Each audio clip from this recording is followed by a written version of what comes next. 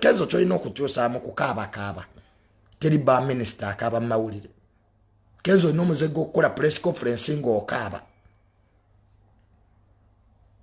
wano wakaba government where are you kati yezze government has come wano Kenzo wakaba n'okulukusa amaziga n'eminyira government where are you kati now government has come so how are you going to use this opportunity wano Kenzo era n'okaba Bobi Wine obutakukima ebintu by'okaba bireke Kenzo stop crying wano Kasuku olwagambako n'okaba nali chikozeko Kasuku so stop crying kati government yezze so we wish you happy marriage kale ye minister ye muto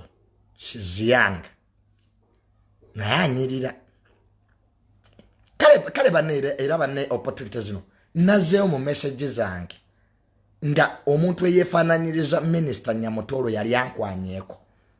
oba sister we chukane muga I don't have time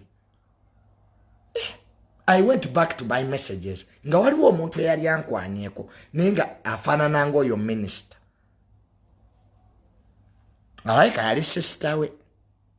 muchajwe tufiridwa opportunities era kati zira mbuli message nabadde n'omuzo ogutadda mu message ku WhatsApp so wabayo minister anonyo omusajja nze wendi nsina fere tulemeredde mutulaba tubeera mu majimu nfumbe ye kisanja kino